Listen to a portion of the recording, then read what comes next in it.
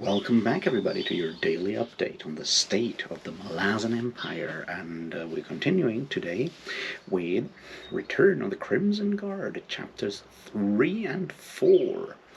And those are two chapters in which, well, things certainly escalate quite a bit there. So, without further ado, let's get this on, shall we? Ooh, sweet. Cheers.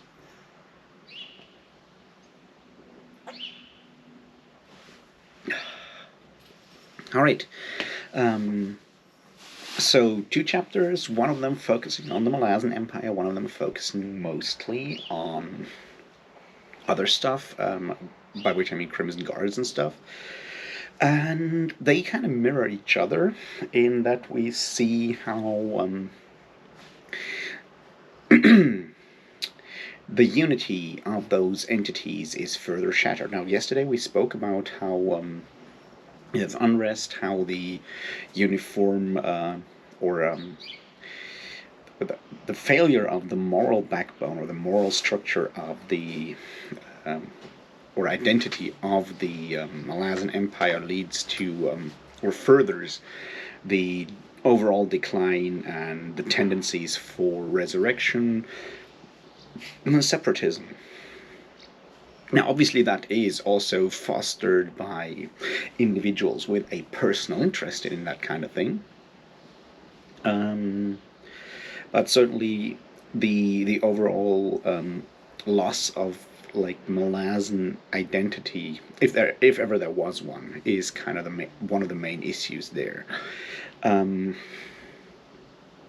with the Crimson Guard, we also saw that there are people in there that try to build or return to their original homelands to recapture that identity and so forth. And now in these two chapters we see how things fall apart or are close to falling apart. So let's focus on all those things.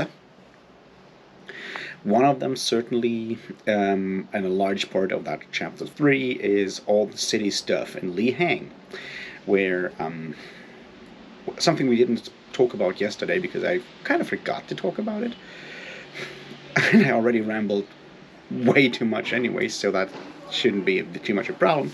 So we have that short scene where the group around Storo and all the others is quickly introduced, including everyone's favorite Lihang city mage, Silk. And no one really knows that he's a city mage right now, but he's part of that squad, and there's certainly more stuff going to happen around that one, and a lot of that happens or starts to happen in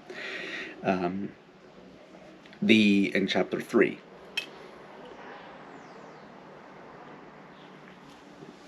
Now, why is this interesting? One thing that I found interesting and kind of forgot to talk about yesterday is the first depiction of the city council of Lihang, and there's more of that happening in this chapter as well, so I might as well just wrap this together. You remember, maybe, or maybe you don't, when we were talking about Deadhouse Gates, I felt uncomfortable with the portrayal of the nobility in The Chain of Dogs as maybe a bit too over the top, and I feel the same here with that counselor whose name I have already forgotten. I mean, there's certainly humor in that, and you can read it as a depiction of the nobleman, the highly privileged nobleman who has lost every sense of reality with the way he treats his servant, that always has to hold up the umbrella above him so he doesn't get sunburnt and all of that stuff. And you can certainly read it that way, and there may even be some form of slapstick comedy in there. But it sometimes feels like depicting every it kind of goes a bit over the top. I can live with it more here in Esslemont's writing because it doesn't feel that much out of place compared to how it felt in Dead House Gates to me.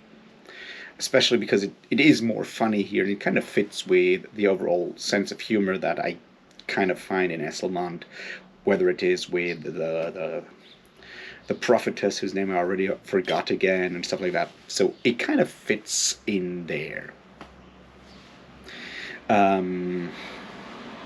But still, it is bordering the over the top side of how to portray civil administrators.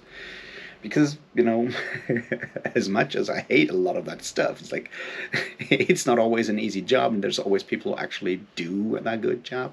And I feel the idea of the people in charge having no idea, and it's like basically the ranks below them that actually run everything. It has become something of a cliche. It kind of mirrors, like here, it kind of mirrors obviously the way that military fantasy depicts armies, where oftentimes, like with the exception of very, very few generals, like all the officers are basically bumbling idiots, and that's the non-commissioned officers. It's the sergeants that basically run everything because they are the people on the ground. I kind of get where this is coming from, but I am not sure if that is how every army runs, much less if that is how every civil administration runs. So I don't know. I feel we as people who read those kinds of books, and there's obviously parallels to that when you read something like, say, Terry Pratchett's Jingo or other stuff in that direction. There's obviously a tendency for literature to go in that way, and I'm sometimes a bit worried about how that changes our perception if every time in our, as a society, our willingness to trust in a functioning society, a functioning administration. Now I know that I probably am lucky to live in a country where our civil administration mostly functions, even though it is super fucking slow, because we don't rely on digital technology, but at least, most of the time, at least for white privileged people like me, there's very little problems with society. Unless you forget to send in forms to the tax office like me, but that's more like because I'm an idiot.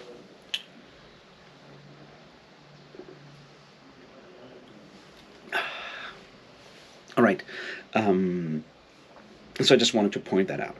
But now the situation obviously is that Lihang has a very specific, a very special role on the whole continent of Guantali. That being that it is like sits in the middle of that city, in the middle of the plains, at the crossroads of those two main caravan routes. So you control Lihang, you control the entire continent, which obviously is why Kellenved, at his point in Kellenved's Reach, and already in Dance's Lament, tries to take over that city, because if you have that control over all the trade routes, you're basically set. You can dictate your terms to everyone else.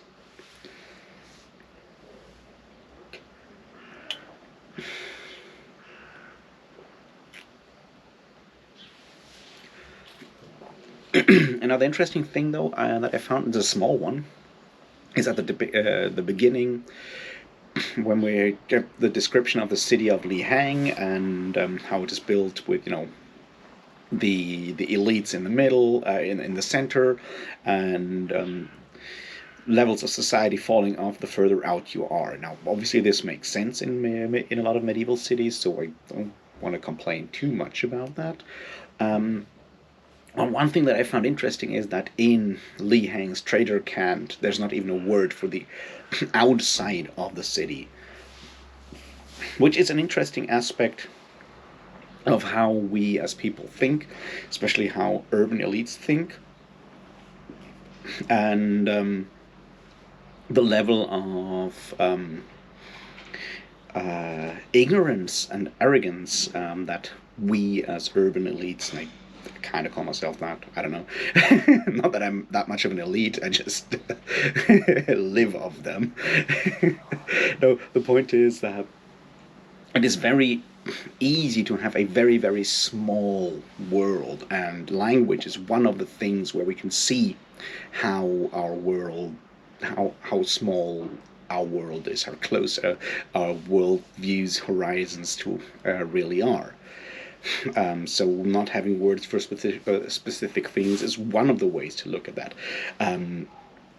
People later on not being willing to accept new words to expand their horizons is another one. I'm totally not going to go into that debate right now, but I'm pretty sure you can think of which kind of current language debates we are having that are literally about something else, which once again should explain to us, not kind of explain, but shows that there is that very close connection between language and worldview. And it goes both ways. So language as an expression of a worldview, and worldview as an expression of our language. It's interconnected, right? So people complaining that changing language is not as important as changing the situation of people in the world, discriminate people in the world, are on the other hand people that are violently against changing language in their own right because they're afraid it might change their worldview as well. So you can read that kind of debate, that connection, into the whole short paragraph on how language has all these implications, because it's like the center in a quadrant, outer round, and then there's not even a word for beyond that. So you can see how that is a theme in here that is interesting, because it also connects ideas of sociology and ideas of how we build societies with that. So that's just a small thing that I figured might be interesting to point out.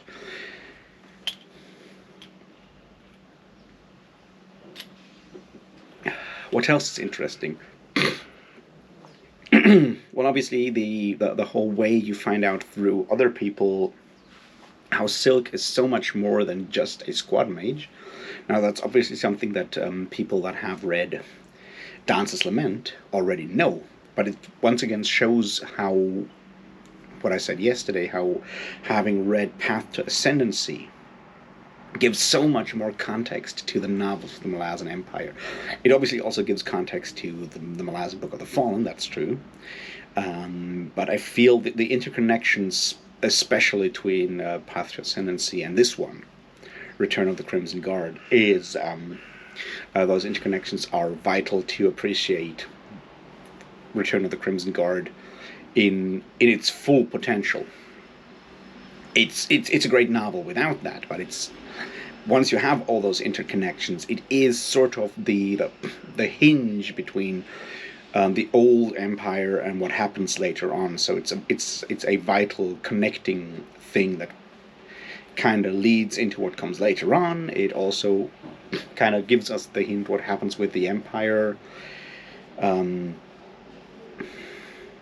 Well, it's really, it is exactly that. It connects the Path to Ascendancy with novels of the Malazan Empire, with the future of the Malazan Empire that is sometimes hinted at in the Malazan Book of the Fallen. It also directly, obviously, connects to what we'll see later on in what's it called? The God is Not Willing, where the parts of the Empire that we'll see in that book are direct results of what happens in Return of the Crimson Guard. So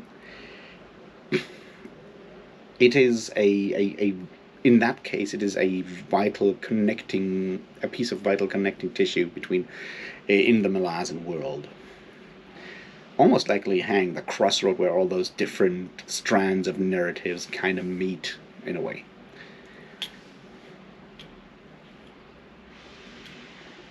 Ooh, I like that metaphor. Anyway, let's continue with other stuff. Obviously, those two chapters, 3 and 4, are much more action-packed. We have a lot of action going on. We have a lot of stuff happening at the same time, so I kind of get the idea that some people reading this book for the first time might feel a bit confused or a bit overwhelmed by the whole jumping around between all these different characters, all these different situations, these different places, and so forth. I kind of get that. But on the other hand, you get really cool um,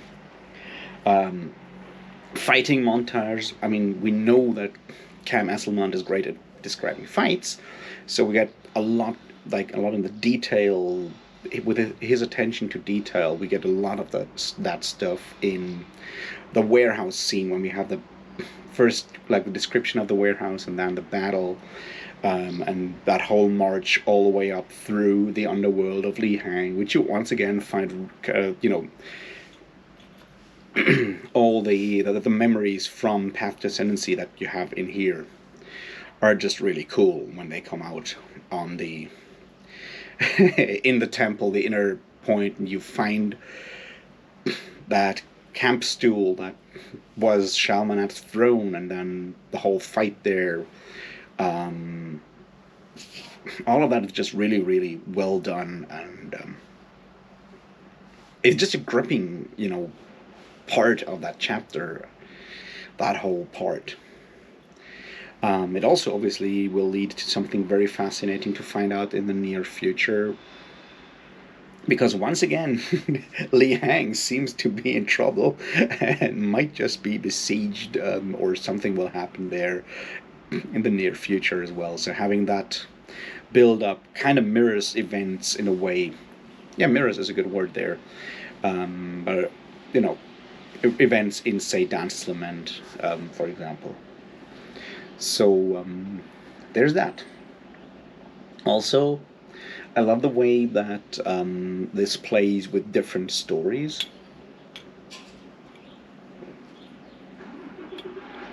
Because it is mentioned that everyone believes that Dancer and Kellenbed killed Rylanderus. And, well, I mean, we've read those books, so we kind of know that that's not true. And then we have that other commentary later on when it said that Dancer killed Shalmanat, and I don't know, I just read that book. I'm pretty sure that was not how that worked out. So what we learn here is that even within that there is a level of unreliability in the narration of Esslemont's stories as well. It's not as direct because we don't have that framing device of the Malazan Book of the Fallen here, but we certainly do have once again that situation where different people have different versions of events and act according to those different versions of events. And it's not even because people told deliberate lies or anything like that. It's just, that's how these things work. And we, as having read, hopefully, all of that stuff, get all these different versions, all these different connections, which, is cool.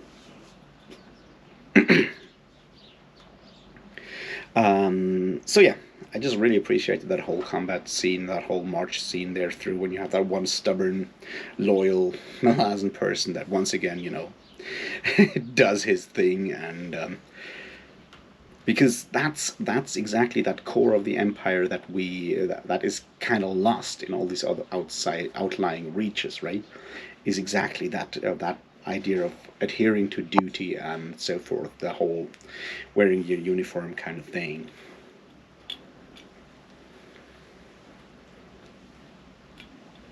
And let us go to Unter for a moment.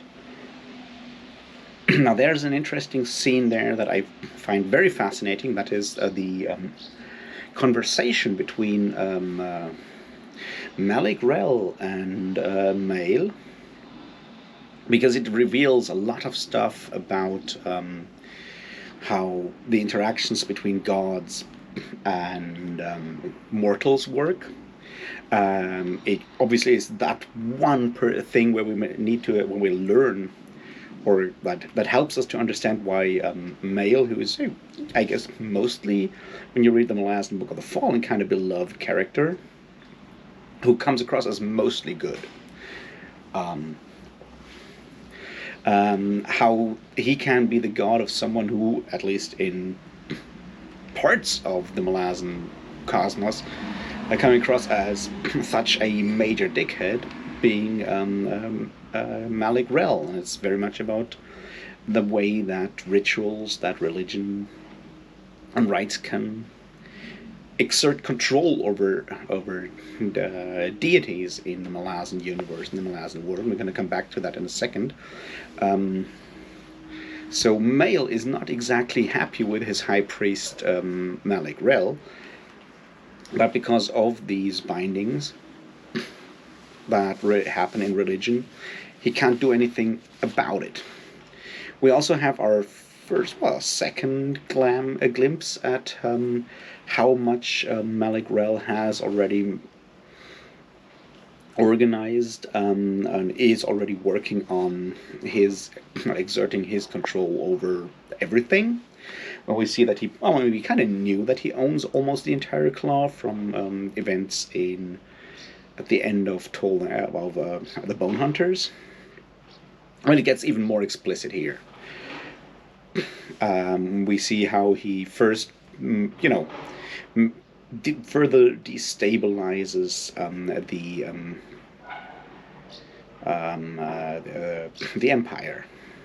We also have a bit more about the whole rebellion in Tali with that Gwyn, who used to work for Amaron, and then Amaron and the Claw, and I have already for Gelen, is that her name? Yeah, the heir to the throne of Tali. So we see that all these noble houses are trying to regain their independence from the Empire, and how stretching stretching the armies too thin has kind of led the Empire to that situation. So we have, and this is, I feel like, the criticism that we could levy against Chapter 3 is that a lot of that stuff happens extremely fast, and it also falls more in the tell, don't show category. I mean, there was a lot of showing and not so much telling in chapters 1 and 2, when we see how the decline of, say, those harbor watch people and so forth. So where we see how the corruption, how the corruption seeps in everywhere. But the whole part about the army being super stretched because of the foreign conquests and putting down the rebellion in 7 cities and trying to control at least parts of Genebakis and all of that stuff. Now I feel, because I have already read the Malazan Book of the Fallen and all that stuff, so I know that this is the case. But if Return of the Crimson Guard is your first or second Malazan novel, whichever one, in general, you don't know that. The only way you learn that is through reports, which is a deliberate, is a valid way to do that.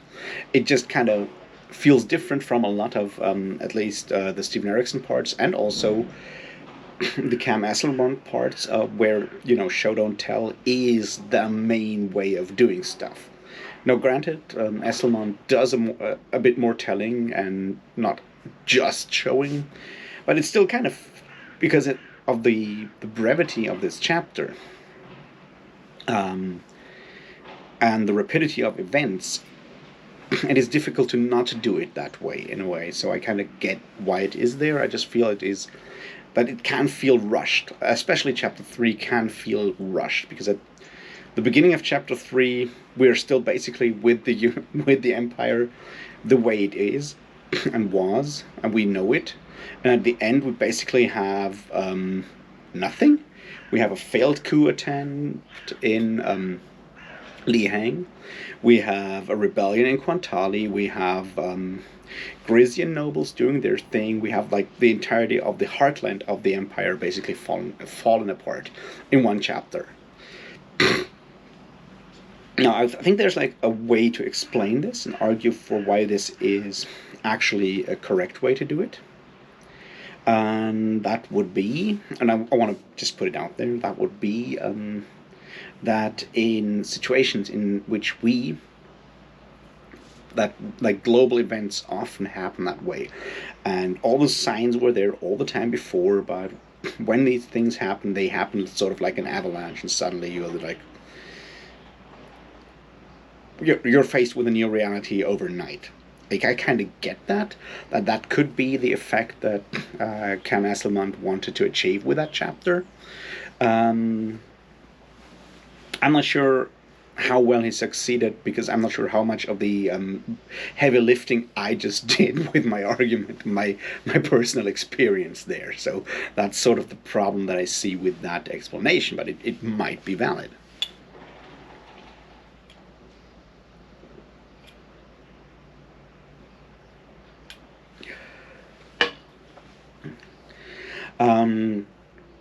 Another thing, though, that we see here is I really appreciated that, and I think I've said it before, and I'll say it again.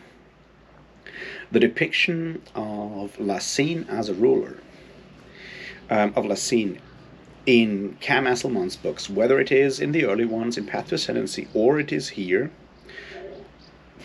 or even the, like, I don't know, 2 minutes or whatever it is, 2 pages it is in Knight of Knives, is vital, I feel. And it really helped me appreciate her character more than the 2 or 3 scenes we get with her in, well, the Malazan Book of the Fall, where it's basically 3 scenes, I think, in Gardens of the Moon, Deadhouse Gates, and the Bone Hunters. And I really appreciate that, because suddenly we see where she as a character comes from, what her motivations are, what she wants to achieve, and where she is failing, and how much personal cost the whole thing has for her. She's not the power-hungry mad woman that she comes across as, at least in some parts of Gardens of the Moon. It's way different. And at the moment when Possum talks about all those people that have risen against her, and the level of personal betrayal, I feel, is portrayed in a very humane way, and I really appreciated that part. So that's something that I personally found well executed, well done, and really cool.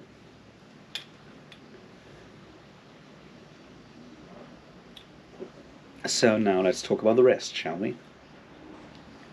Okay, one thing that I found really cool in chapter 4, when we have all these different groups of Avowed of the Crimson Guard returning to Stratum to regroup, when they dig out of wherever it is they dig out, which may or may, when they are like buried, which may have been, well, names are mentioned and I just don't, because I can't can't read the map, I have no idea where that is. But you know, that part when they dig out of that, where they have been entombed, and then the other scene when we get that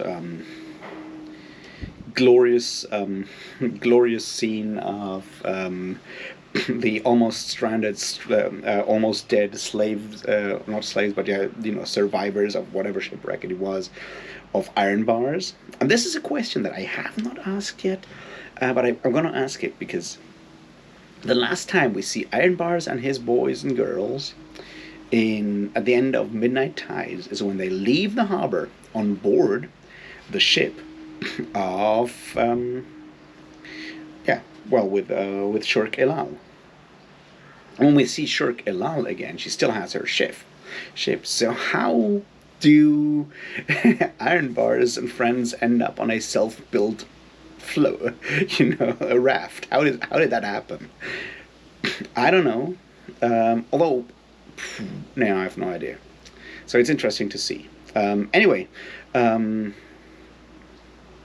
bit is really cool. So we have all those Avowed from everywhere just rising again and coming back to Stratum. So that sense of inevitability, the sense of movement, the sense of how that all comes together is really, really cool. I really appreciate that. But then we obviously come to Stratum, and we come to the point where we first meet Skinner, and we certainly see immediately that Skinner is weird, at least. he has sworn allegiance to Ardata, apparently. Now that's going to be an interesting situation. And then we have the scene where Cal and Cowl and Skinner murder Coop. Murder Stoop, that's his name. Murder Stoop. And that's the point when we realize that there is rot at the heart of the Crimson Guard, just as there is at the heart of the Empire. And it's going to be very, very interesting to figure out how that works in the future, but it once again strengthens my argument that there is a level of that there is a parallelism between the Malazan Empire and the Crimson Guard. And that's something that I personally just want to point out, because that's well done and that's cool in the construction of the novel. It's not just a mess of random scenes. There is purpose behind that. At least it seems so to me. Another thing that I really liked is the conversation that Kyle has with Twisty, the mage, about how warrants work and how gods and warrants work. That it's just a idea of like different levels of power, because gods kind of forget about the real connection between believers and their worshippers and themselves, and that it is it goes in both directions. That's sort of the problem there, and that gods kind of forget their responsibilities, so that's why he, as a cynic, only thinks of it as getting power from a being of way more power. But what we once again see here, apart from the explanation of the dragons, deck of dragons that we see in chapter 1 or chapter 2, here in chapter 4 we have a very straightforward explanation of how warrants work, which once again shows us one of Cam Esslemont's strengths in writing these books, that he's very much able and willing to give us world-building parts straight for those of us who really want to understand how that shit works. Now, if you're like me, I don't care that much. I'm just like, wow, this feels cool. I don't need a full explanation, so I don't get upset with Steven Erikson for not doing it. But I can still sit there and say, like, yes, this is actually handled extremely well. It also doesn't need a full tech demo like that opening scene in Mistborn when Vin learns how to fly around lampposts for like 500 pages or whatever it is. So the way Cam Esslemont is able to succinctly explain these things is well done. Another thing that that I still find interesting to look at is Kyle's. We learned that Kyle is way more than just human in some ways, and his kind of weird maybe chosen one thing keeps going. We had and I kind of forgot to talk about that yesterday, that he has these dreams, and he has more of these dreams now. Something about that clear fountain, and that there is that woman that maybe tries to touch him, and now those of us who know about fountains and stuff and have read the Malazan Book of the Fallen, we kind of can guess whose greater power, or which greater power has just taken an interest in Kyle, and so the whole chosen one thing keeps on going with Kyle, and it's still interesting to see that, because this is like the interesting thing with Kyle. Kyle's storyline is the most, like, the closest to a typical fantasy storyline. He's young, then he gets a magic sword, then he witnesses something terrible, flees, and gets blamed for the terrible thing by the actual perpetrator. So now he has to flee and go through all these adventures to clear his name in the future. Or that's how it would work out if it would follow the fantasy tropes. So we should keep going and looking at Kyle and see how that keeps on going.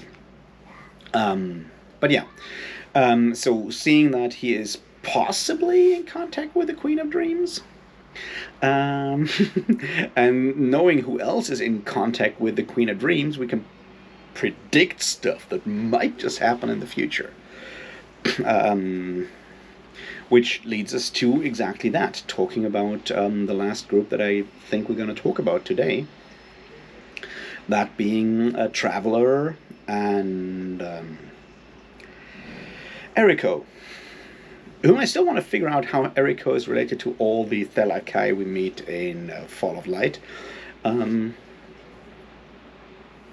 But I don't want to guess yet. But that's something that, you know. Anyway, my point is that they, make that kind of deal while building the ship, that they're going to help against the Grey Invaders. So we have a scene that kind of mirrors the Karsa scene in Bone Hunters, which once again is a really cool idea to have that go those two ways, right? So Dancer, not Dancer, oh God, what an idiot I am. No, so Dasem Traveler decides to defend those villagers against the invaders from the sea, who he already knows to be Taist Idur, because obviously he met them on Drifter Valley at the whenever that is. Also, it's at the beginning of the Bone Hunters, I guess. So yeah. Anyway, so he has already met Taist Idur, and then he goes off and on them and kills almost all of them except their priestess. And we have that reconnection that they are there to collect champions, and they want to collect him, and then she has that revelation and gets sent off by Traveler to preach her revelation in the north. Which kind of, I guess, is where we have the whole, because he talks about sorrow, and she talks about sorrow, which I guess is where the whole December Lord of Tears thing kind of starts, or at least continues from. And this is I think a really fascinating thing there, because Dasem says he doesn't understand him, he doesn't know what people see in him because he's still finding out. So it's one of those situations where someone is slowly ascending, I guess, through his actions, but has very little influence on how that cult that is built around him actually works, because it's built by other people that see something in him that make him into a symbol. Now that's obviously a problem that you have with a lot of deities, is like they are symbols for something, and they're symbols for something that humans make up. So it'll be interesting to see where that whole thing is going.